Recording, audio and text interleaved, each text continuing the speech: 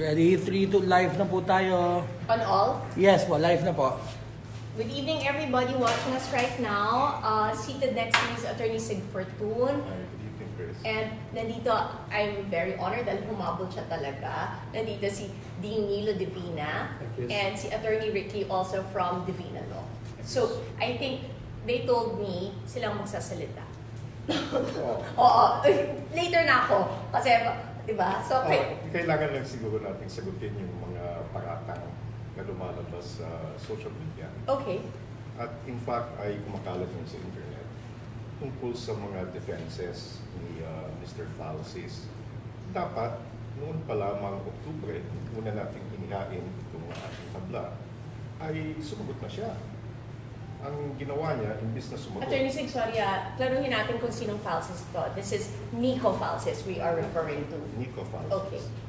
Kasi kailangan nilang malaman na nagsampa tayo ng ito na criminal cases for violation of the access device law, yung paggamit ng credit card Yes. at saka qualified theft. In addition to yung damages action na pinal natin sa Quezon City RTC. Ang fetcha nung pag-file namin ng kaso ay October 12, We filed October 12. 2018. Okay. At immediately after mga October 15, meron silang kopya. In Okay. fact, yung kanilang abogado ay lumarak na at nag-file ng appearance. At imbis na ihain lahat itong kanilang mga defenses na agad sinasabi nilang may malicious daw yung habla at hindi daw karapat-dapat yung mga inilagay doon, mga paratang na inilagay mo sa iyong complaint. Nag-file sila ng motion after motion, verified before the Bangkok consulate kung saan nagtatago si Nicko Falcis. Yes. Na, Attorney, I'm sorry you have to speak up because I should give you my label. I apologize kasi malakas naman ang boses ko. So, sa'yo na muna. There. Okay. There you go. And, Okay. yes, ikaw na yung gumamit muna. so itong mga defenses niya, itong mga sinasabi niya na lahat ng mga paratang mo ay walang basehan, lahat ng paratang mo ay malisyoso at gusto lamang na sirain ang kanyang pagkatao at reputasyon, ay dapat inihain na niya as early as that time. Totoong wala siyang kasalanan. Kasi alam naman natin na kung ikaw'y walang kasalanan, ikaw'y mas makisig at mas viril sa katulad ng leon. Pero kung ikaw'y walang depensa, Sorry, Attorney. magtatago ka na. Itago niyo na ako kasi hindi naman siya Leon. Kaya nga. Okay, sorry I apologize. Kaya papaalisin na ako ng mga to. No, and I mean, that's not his personality. But the point, I think, KRIS, na kailangan malaman nila is that itong lahat ng kanyang mga depensa, binigyan siya ng prosecutor ng maliit yung 3 o 4 na palugit. At palaging nandun yung kanyang abogado. Yung kanyang abogado ay hindi nag-miss ng kahit na isang hearing. At palaging sinasabi ng abogado niya na imbis na mag-file siya ng counter affidavit para mapaliwanag niya kung ano yung mga akusasyon na inihain mo laban sa kanya, kung ano-anong mga sinasabi niya, kesyo sila yung prosecutor daw, or appointee ni Pinoy, kesyo forum ng convenience, yung ang tawag doon, malayo na sa malayo siyang lugar kasi nagtatago siya sa Bangkok. At meron pa siyang sinasabi na prejudicial issue. What's that? Sorry, I don't understand what prejudicial issue Prejudicial is. issue kasi meron tayong kaso sa Quezon City RTC, civil complaint, Okay. collection for damages. Dapat daw yun ang unang dinggin kaysa sa dito sa criminal complaint. Oh. Kasi yung resulta noon ay makaka-apekto dito sa resulta, dito sa pagdinig ng qualified Okay. theft at violation of access device. So, ang sinasabi niya basically is lahat palusot. Ngayon, kung talagang meron siyang depensa, katulad ng mga sinasabi niya ngayon, na meron ka daw utang sa kanya. Me? Meron ka daw utang sa kanya. Okay. At meron ka daw mga sinasabi doon na tinakot mo siya. Okay, noon pa lang dapat umpisa, sinabi na niya yan. Noong una naming nakausap ang kanyang abogado at ang kanyang kapatid na babae, doon na sana, sinabi na kaagad nila na oy, si Miss KRIS Aquino may utang sa kapatid ko na 9 milyones. Pero wala naman silang sinabi. I'm sorry, na- that's 9 million pesos? 9 million Ako may pesos. utang ng 9 million Right. pesos. As early Sorry as po, that lumakas time- ang boses ko. As early as that time, Chris, kung totoong meron nga siyang claim na gano'n, bakit yung kapatid at yung abogado niya mismo ang nagsabi sana noon? Eh, wala pa namang kaso nung panahon na yun, September 27. At walang nag-pressure sa kanila na hindi magsalita. Sa halip, ang ginawa nila, yun yung tinatawag ng mga abogado na delaying tactics. 90 days ang kanyang nakuha. At nung napagsarhan na siya, kasi lahat ng investigasyon ng kaso ay sarado na, in the sense that submitted for resolution yung criminal complaints, katulad ng sa Pasig at sa Taguig. Eh, all of a sudden, lumabas na siya from his hibernation, from his being in hiding. At sinasabi ngayon niya, nandito na siya sa Pilipinas, na wala na yung kanyang takot, allegedly tinakot mo siya, na wala namang either report or suggestion even ng kanyang kapatid at ng kanyang abogado na tinatakot mo siya para siya ay bumalik dito sa Pilipinas. Since di ng UST law, I read up on that. Di ba, you can even just go to a barangay for that. Yung parang, kung tinakot ka nga, report. yeah, di ba? Pwedeng ganun, right? Am I correct? No, actually, merong threat sa'yo, ang gagawin mo lang ay mag-execute ka ng affidavit, sasabihin mo kung sino yung natatakot sa'yo, at ipablatter mo. Dali mo lang sa closest police station. Oh. I-blatter mo na si KRIS Aquino ay tinatakot mo, o tinakot ka, o pinagbantaan ka. Eh, wala namang ganun. Kahit yung kapatid niyang babae at yung kanyang abogado na kasama namin, kausap namin during all the preliminary investigation, wala namang binabanggit na utang, pananakot, o kahit ano pa man na ginagamit niya ngayong depensa. At bakit ngayon lang niya inalabas ng depensa nung napagsanghan na siya ng investigation? Kasi lahat ng kaso Can I na sumiti na. clarify this? So, September 27, supposedly, yung threats. Right? But that's what's being said. Yes. But, we are now January 5. Just to clarify. But si Dean Divina kasi, di ba, you had fixed a last chance meeting. Yes. When was this, Attorney Ricky? We arranged it a bit after lang, no, Eloy? Yeah, before the OTC. Before you left. Kasi hinahabol nga natin yung araw na aalis ka. Saan ba ako nagpunta nun? I'm sorry. Singapore.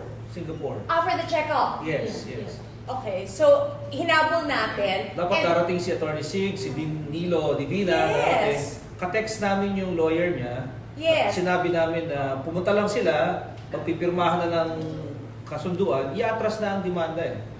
Okay, and this was... Am I allowed to talk about this? Yeah, go ahead. Oh, okay, na Go ahead. only because kinausap po ako ng mga kapatid ko. Kung ako lang to, it would not have happened. I'm sorry, but that's my personality. But my ate talked to me, and my sister Pinky had arranged, di ba? I'm not a member of that club, so she was the one who arranged it. And sinabi nila sa akin, because I was on my way, no, not November, I'm sorry. October ako nag-Singapore October. So, October. Yeah. No.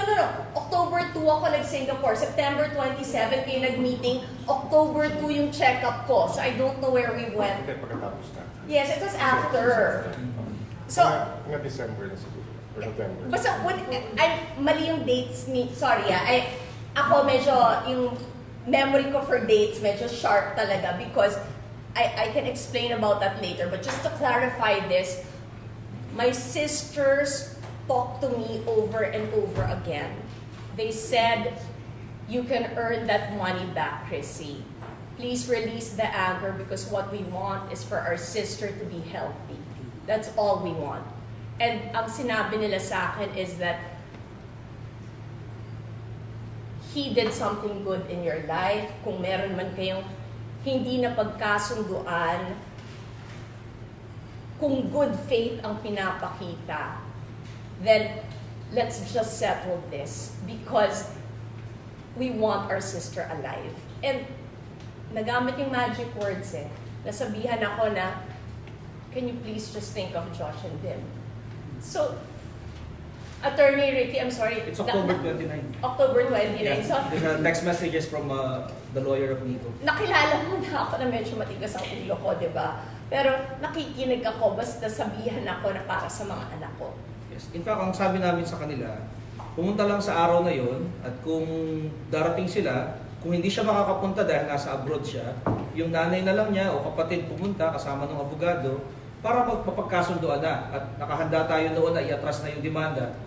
Sabi lang natin, baka po pwedeng padalhan niya ng sulat yung nanay niya o kapatid niya na may authority sila to represent him. I think that there's an SPA. SPA or even an email letter lang eh.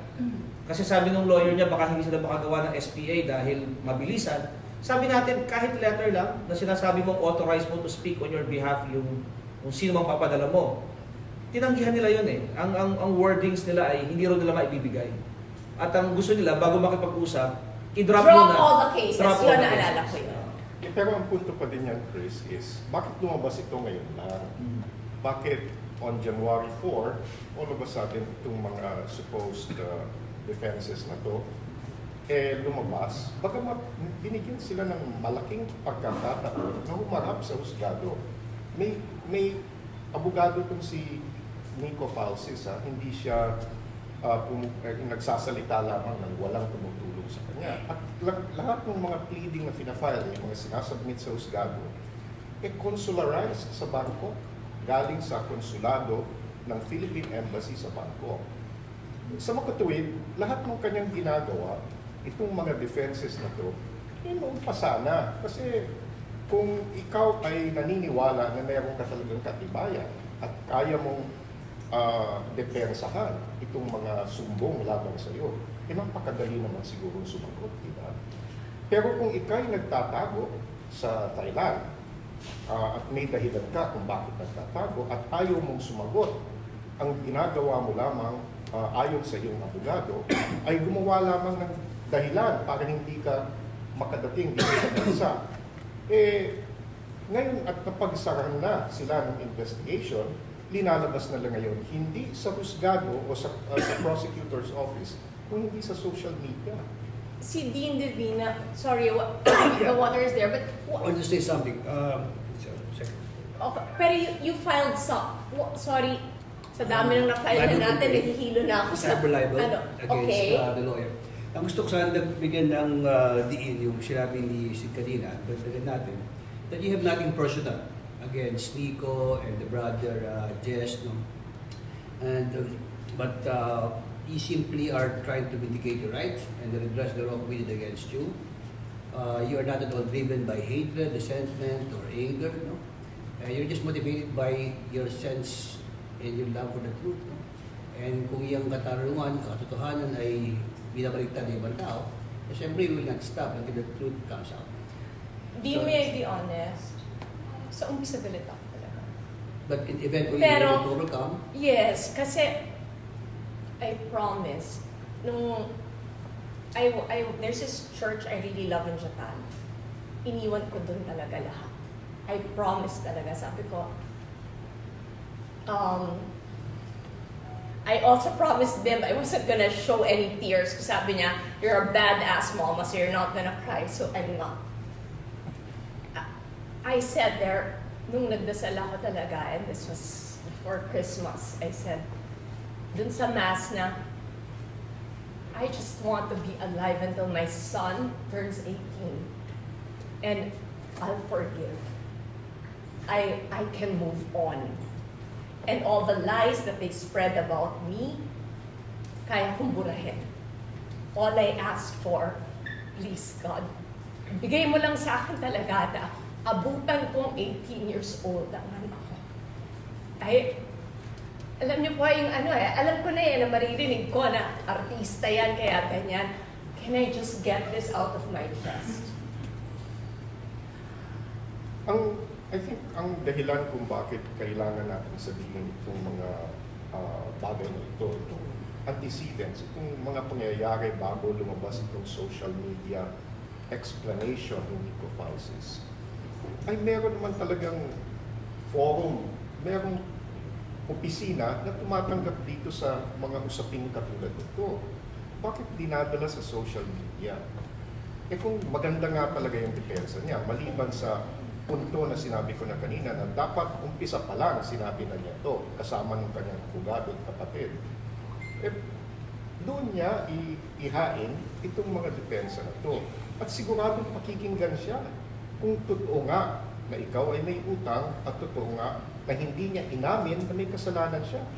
Kasi yun na lang punto, Ricky, na nag-issue siya ng cheque Yes. sa'yo. Kapabayaran doon sa iyong mga kine-claim na unauthorized expenses. Hindi ba admission na kaagad yun? Kaya dahil ko nga sana, Attorney C, never tayo ang nakikiusap. Hindi. Sa lahat ng pakikipag-meeting namin, sila yung nakikipag-areglo. In fact, with Attorney Eloy and Attorney Journey sa meetings namin with Dean Divina, sila yung nag-o-offer na ibabalik yung mga nakuha at humihingi pa nga ng panahon, amortization, huhulugan.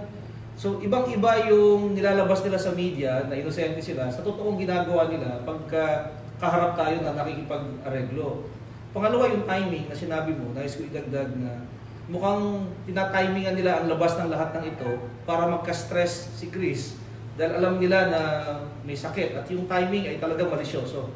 Dahil critical ngayon yung period, I think Kris can talk about that. Ay, pero yung punto pa din na sinasabi ko kanina, maliban doon sa admission, nagbigay ng check at yung mga text sa iyo na sinasabi ng I'm sorry, madam, pagpatawarin mo na ako, etc. Which constitutes, yun yung, kung ikaw ay walang kasalanan, at totoo nga yung sinasabi mo na may utang pa daw sa kanya ng 9 million. Bakit hindi noon pa sabi ko, madam, sorry, pero bigyan mo naman sa akin yung 9 million ko. O yung kapatid nga niya, abogado. Bakit hindi noon pa? Ang lumalabas ngayon, itong mga bagay na to, na mga depensa niya, dapat ihain na sa prosecutor's office. Unfortunately, Kris, napagsara na siya eh. You had warned me that by speaking out, I will lose some contracts. But I want to tell the truth, so here goes. We had been so careful about what would be revealed.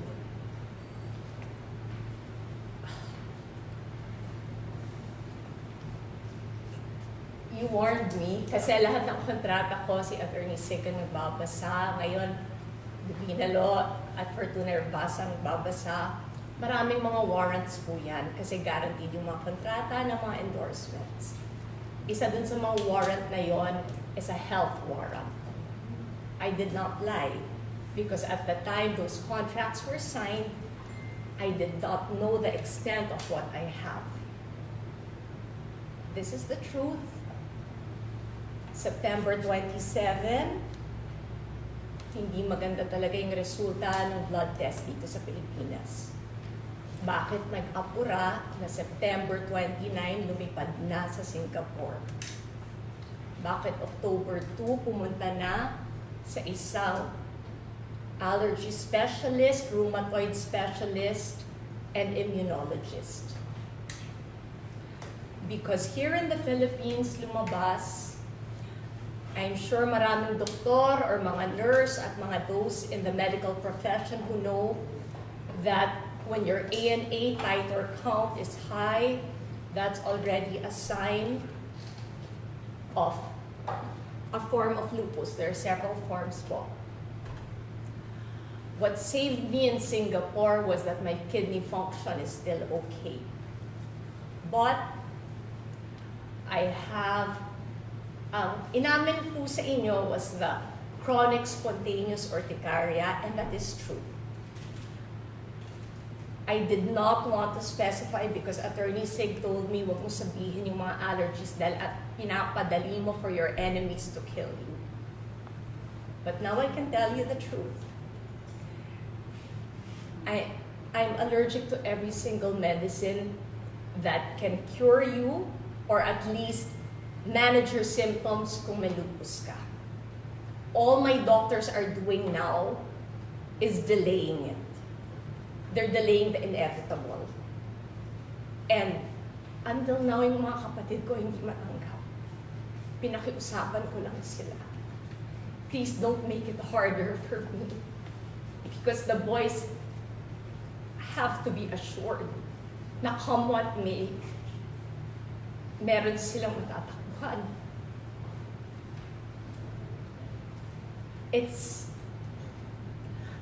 Alam niyo yun eh, I'm an imperfect person, but I've tried my best to be the best mom I can be. So, I also have fibromyalgia. You can check that out. Those are the days na hindi nakakatayo, 3-4 na araw. I would like to thank the people around here because of the absolute loyalty they have shown, because they knew about those days. But we kept it quiet because gusto ko pang mag-ipon para sa mga anak ko. Only because Josh is a special child and he needs that for the rest of his life. I also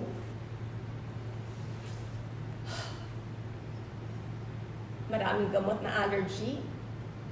I expressed this to them. Sabi ko, unfortunately, yung inisip na career sa 2022, na sabi ko, yun ata ang panahon para mag-public service.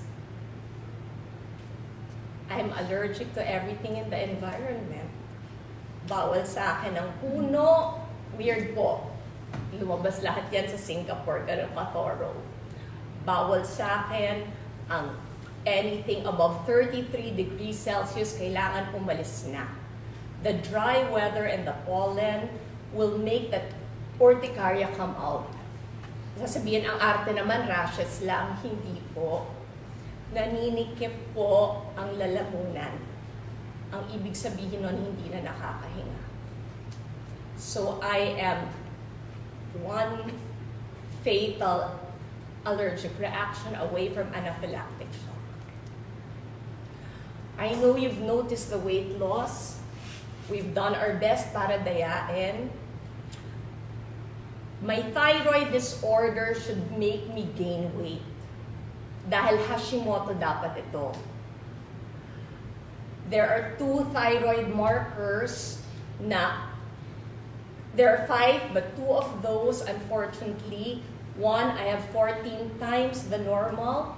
The other one, I have 33 times the normal.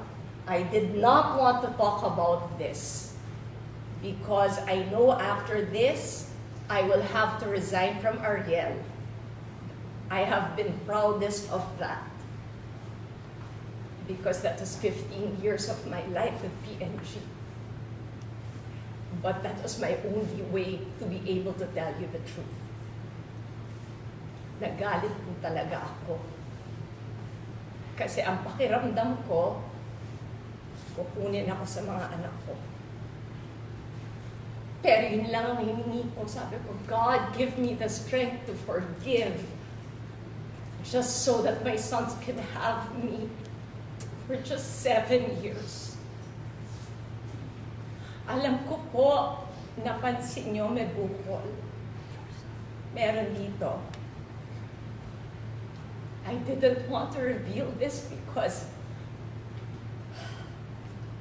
I couldn't even tell my sisters. But the reason we're flying to Singapore tomorrow, I'm getting a PET scan. Kasi po, I have not gained back the weight. It has not been easy. I have hypertension, so yung kung anong mga gamot para sa autoimmune, I cannot take. So the doctors have tried their best, but it's a day-to-day struggle. Hindi ako humihingi ng awa sa inyo because God has been really good to me. Every single dream I had from the time I was 2 years old, binigay niya. Pero nanay ako eh. I just want to be alive for that too. I even said, kunin na lahat to. Bigay lang ako sa kanila. At yun sigurong hindi maintindihan ni Nicko. Alam ko may mga masasakit akong nasabi sa kanya. Pero sobrang sakit na alam mo, hindi ka sigurado ilang araw, ilang taon, Kung ilang buwan ang ibibigay sa iyo na magiging nanay ka pa. You can hate me for everything, but those two boys love me unconditionally. And I would do everything just to reassure them na lahat gagawin ni KRIS Aquino para si Josh at si Bimbi Menanay. Hindi na ako galit sa iyo, Nicko. Pero harapin mo naman lahat ng kaso mo. Yun lang. I did not lie. I don't want to die being accused as a liar. You know what my mom went through. And it's exactly 10 years since I lost her. Hindi nyo alam kung anong takot dahil hindi ko hawak. I am also the exact same age as my dad when he had his massive heart attack, kaya nabigyan kami ng chance tumira sa Boston. Siguro ngayon maiintindihan nyo na. Pero what has sustained me was the courage I saw in my mother, because she held on until we were ready. So yun ang pinangako ko. Kahapon, pagod na pagod talaga ako, but I wanted them to see life can go on. Pinilit ko yung 16 layouts na yun, nanood kami ng sine. Hirap na pong mag-clot ang dugo ko every time nag-allergy. Pero tiniis ko lahat yon dahil gusto kong makita ng 11 years old na anak ko na hindi ako susuko. Them, I succeeded. Your mama did not cry. And I just want to say thank you. Because those of you who don't even know me, you don't know me personally, you don't know what we've been through, and yet sinasabihan niyo akong dinadasalan niyo ako, pinagdarasal niyo ako. Thank you po. But you see, si Kuya Josh at si Bim na witness lahat po eh. Nakakahiya na yung dalawang bata. Minsan kulang na lang buhatin ng nanay nila para lang makatayo para pumunta sa banyo. Sobrang laking risk ang ginawa ko ngayon na umamin sa inyo kung anong mga sakit meron ako dahil may 5 kontrata na ready na for a signature and they can all back out. But I had to do this. I'm doing this because it's not the money. It's my credibility. And I want my sons to be able to say they were proud of their mother. At siguro yun talaga eh. Yun yung values na iniwan ng nanay at tatay ko. Na sabihin na nila ang lahat ng gusto nilang sabihin tungkol sa mga Aquino, pero hindi kami umaatras sa laban. I apologize. I know you did not want me to give all these details, and I'm sorry. Maybe yung, You did well. maybe yung commissions niyo mababawasan. I'm sorry to everybody here. I'm leaving tomorrow. We'll be gone for 14 days. I just want 7 years. I don't know if that's asking for too much. But I just want that boy upstairs to be 18. Para adult na siya. Just that. May I just end this by saying to everybody, you have blessed the Aquinos far more than we deserve. You have stood by us through all the storms. Maraming salamat po. Dahil pinabangon niyo ko eh. Nalugmok, nawala ng career, nakabalik. Pero ito siguro yung kapalit. Pero nakabalik. And happy na mom ko doon. So I keep telling her, Mom, please, Josh and them, they still need me. Malakas ka kay God. Ujukin mo naman si Mama Mary, please. To all of you, I'm going to be signing off from social media because the doctor said it will give you more stress. I'll give you a few updates. Kasi matigas ulo ko kahit sinabihin ng doktor, wag. Kasi every time I read that you say you pray for me, I cry. It's weird, I know, but knowing na yung people na hindi mo kilala, wala ka naman nagawa sa buhay nila, pero pinagdadasal ka, yun na yung pinakamalaking regalo. I want to say thank you to this team because I'm not the easiest client to have, but they believed in me. And I thank you for believing in me. And I'm a fighter. I'm gonna work hard and I'm gonna obey the doctors and do everything I can to really make it to that 18th birthday of Bim and to hopefully be able to still be a part of your lives. God bless you all. I love this country. I keep saying that because the Philippines, you've been good to me. God bless you all. You want to say anything? I'm sorry that I said too much. We will be with you during this most trying times. Okay, love you. Thank you po. Bye everyone. Sorry, natakot na lahat ng K-cup na hindi sila sa sweldo. May naipon naman. Bye!